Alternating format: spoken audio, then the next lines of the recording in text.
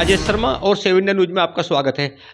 पूरे देश में 62 कैंटोनमेंट बोर्ड हैं और देश की आज़ादी के बाद से लगातार यहाँ कैंटोनमेंट बोर्ड में जनता के जो जनप्रतिनिधि हैं वो बाकायदा पार्षद होते हैं और वाइस चेयरमैन यहाँ पदाधिकारी होते हैं। जो पूरा जो कैंटोनमेंट बोर्ड का एरिया होता है वहाँ टोटल डेवलपमेंट, लोगों की समस्या का समाधान चूँकि जनरल बॉडी करती थी।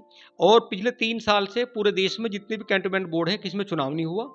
तमाम व्यवस्था इस समय आर्मी के हाथ में है और ये बताया गया है कि बहुत जल्दी जितने भी कैंटोनमेंट बोर्ड हैं पूरे देश में और जो वहाँ महानगर हैं, ये महानगर के अधीन मतलब जो नगर निगम है उसके अधीन तमाम कैंटोनमेंट बोर्ड जाने वाले हैं।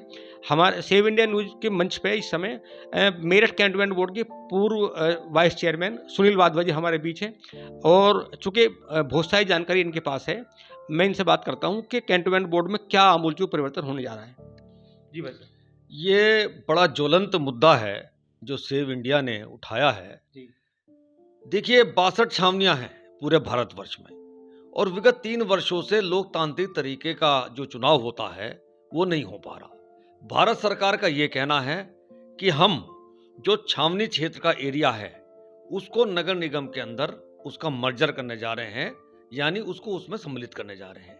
योल छावनी है हिमाचल प्रदेश में जो कि इन्होंने नगर निगम के अंदर ट्रांसफर कर भी दी, लेकिन अब यहाँ पे अधिकांश क्या लगभग 90% लोगों का ये राय है, उनकी मांग है, उनकी प्रेयर है और यहाँ तक कि उनकी डिमांड भी कहें तो क्या अतिशयोक्ति नहीं होगी कि चूंकि sub division of site, change of purpose जैसे अंग्रेजों के कानून थे जिनकी वजह से ना तो म्यूटेशन हो सकती है, म्यूटेशन यानी नामांकन, और ना ही बिल्डिंग प्लान अर्थात नक्शे पास हो पाते हैं।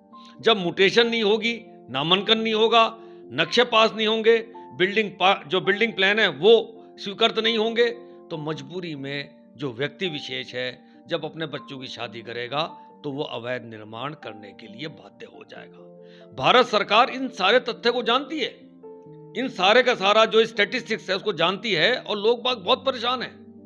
लगभग 62 छावनियों की कई करोड़ जनता है जो इस बात से पीड़ित है। ये काले कानून है, इसको चेंज करने के लिए, बदलने के लिए माननीय मोदी जी बिल्कुल उनका यह कहना है कि चूंकि अंग्रेजों की यह मानसिकता समाप्त होनी चाहिए और सारे छावनियां नगर निगम में इनका मर्जर होना चाहिए।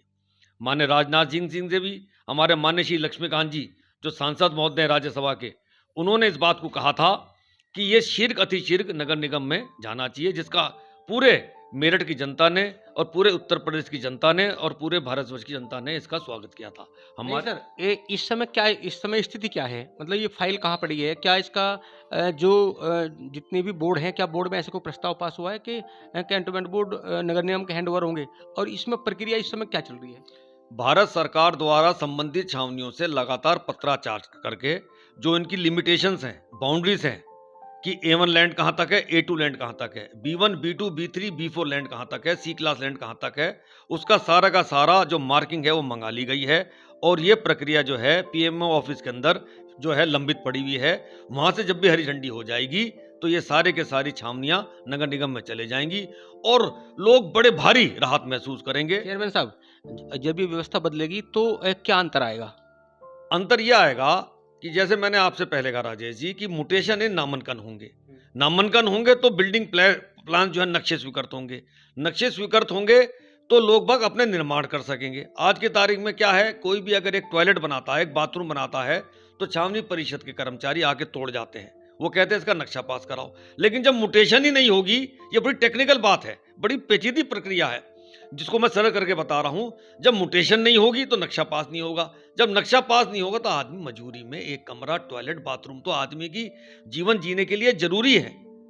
इसलिए इस मंच के माध्यम से ये हमारी भी प्रार्थना है भारत सरकार से, माननीय राजनाथ सिंह जी से, माननीय हमारे सम्मानित मोदी जी से कि इसको जल्द से जल्द इस छावनियों को नगर निगम में इनका मर्जर किया जाए ताकि लोग जो अंग्रेजों कानून है, sub division of site, change of purpose, इनसे निजात पा सके। क्या अभी जो कैंटोनमेंट बोर्ड है क्या अभी वो ब्रिटिश जो कानून थे उसके आधार पे चल रहा है कैंटोनमेंट बोर्ड? टोटल ब्रिटिश जो कानून थे उनके आधार पे चल रहा है। ये बड़े अफसोस की बात है।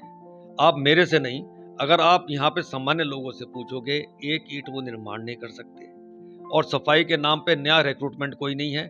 हमारे समय में जब मैं वाइस प्रेसिडेंट 1997 बना था तो लगभग 800 सफाई कर्मचारी थे।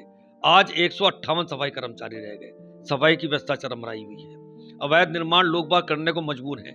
एक ईंट लगाते हैं, कैंट बोर्ड वाले उनका जो है शोषण करते हैं, उनको परेशान करते हैं, और यहाँ तक कि कोई बैंक का लोन नहीं मिलता, कोई एनओसी नहीं है, ना बैंक का लोन है, ना कोई निर्माण कर सकते हैं, ना सफाई व्यवस्था है। तो पता ये छावनी परिषद का जो गठन हुआ था वो सिविलियंस को मूलभूत सुविधाएं उपलब्ध कराने के लिए हुआ था। जब वही उपलब्ध नहीं हो रहे तो छावनी परिषद का कोई औचित्य नहीं रह गया। लगभग आपको लगता है कि अनुमान है कि कब तक ये व्यवस्था, मतलब ये जो स्थानांतरण वाली, जो मर्ज वाली ये है व्यवस्था, ये कब तक लागू होने की संभावना है? संबंधित सूत्र ये बताते हैं कि 15 अगस्त को कुछ इस प्रकार की घोषणाएं होनी थी, लेकिन किसी कारणवश वो रह गई। लेकिन बहुत जल्द ये कहा जाता है, जो सूत्र बताते हैं, कि लोकसभा चुनाव से पहले पीएम ऑफिस से या माननीय रक्षा मंत्रालय के ऑफिस से कोई ना कोई संबंध में गजट नोटिफिकेशन जरूर या अवश्य जारी होगा। तो ये कहा जाए कि जब ये व्यवस्था हो जाएगी, जब कैंटोनमेंट बोर्ड नगर निगम में शामिल हो जाएंगे, तो क्या ये है कि जो कैंटोनमेंट बोर्ड क्षेत्र में लोग रहते हैं उन्हें आज़ादी मिल जाएगी? देखिए, लगभग आजादी ही मिलेगी। आज जो वो 32 फीट तक का निर्माण कर सकते हैं, नगर निगम में जाने के बाद 60 फीट तक का निर्माण होगा। आज बैंक से उन्हें कोई लोन नहीं मिलता, लेकिन जब नगर निगम में जाएगा उनको बैंकों से लोन मिलेगा। ये देखो सर्वव्यापी है कि लगभग 80% कार्य आजकल बैंक के लोन से ही होते हैं। नंबर 3 पे सफाई कर्मचारियों की संख्या वहां ज्यादा है, उससे भी उसमें सुधार आएगा। और नंबर 4 पे जो सबसे बड़ी बात है, जो अंग्रेजों कानून है, उनसे यहाँ पे आजादी मिलेगी। तो अभी हम लोग बात कर रहे थे सुनील वाधवा जी से। सुनील वाधवा जी का कैंटोनमेंट बोर्ड से लगभग 35 साल पुराना नाता है, और चूंकि इनकी राजनीति कैंटोनमेंट बोर्ड के जो लोग सिविलियन रहते हैं, यहाँ टोटल इनका राजनीतिक आधार भी है। और इनका मानना है कि देश तो आज़ाद हो गया, लेकिन जो कैंटोनमेंट बोर्ड के एरिया में, जो कैंटोनमेंट एरिया में जो सिविलियन रहते हैं, इन्हें कोई सुविधा नहीं है। और जब मकान, चूंकि सब पुराने मकान हैं, नए मकान के लिए कोई एनओसी नहीं मिलती, मकान बनाने का नक्शा पास नहीं होता, नक्शा पास बनाने से पहले जो बहुत सारी अड़चनें हैं वो आ जाती हैं। और यहाँ अगर कोई परिवार में अगर घर का टूटा हुआ शौचालय भी अगर बनाता है, तो इनका कहना है कि कैंटोनमेंट बोर्ड में वही ब्रिटिश कानून हावी होता है।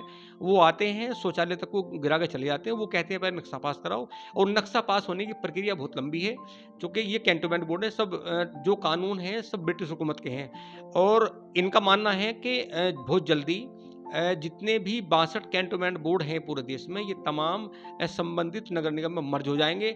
और मर्ज होने के बाद इनका मानना है कि जब मर्ज होगा तो आज़ादी मिलेगी यहाँ के रहने वाले लोगों को, और ये लोग अपना मकान बना सकेंगे। जो इनकी भूमि है, उस भूमि पे वो ज़मीन इनकी अपनी हो सकती है। आने वाले समय में बहुत सारी व्यवस्थाएं हैं, बहुत सारे सुविधाएं हैं। जैसे मकान पे इन्होंने कहा कि लोन नहीं मिल रहा, तो लोन भी मिलेगी। और चूँकि 3 साल से यहाँ चुनाव नहीं हुआ, तो जो सिविलियन यहाँ रहते हैं उनके लिए जो भी टोटल सुविधाएं हैं, वो सब आर्मी के अधीन हैं। आर्मी, इनका मानना है कि लगातार जो मैन पावर है कैंटोनमेंट बोर्ड पे, वो कम होती जा रही है, और जो मूलभूत सुविधाएं हैं उससे ये लोग वंचित हैं। आप लगातार देखते रहिए सेव इंडिया न्यूज़। मेरा आपसे रिक्वेस्ट है, प्लीज़ एक बार आप चैनल को सब्सक्राइब करिए और इस वीडियो को शेयर करिए। हम तमाम जो यहाँ सिविलियन रहते हैं उनसे बातचीत करेंगे और बताएंगे उनकी राय क्या है। नमस्कार। राजेश सर।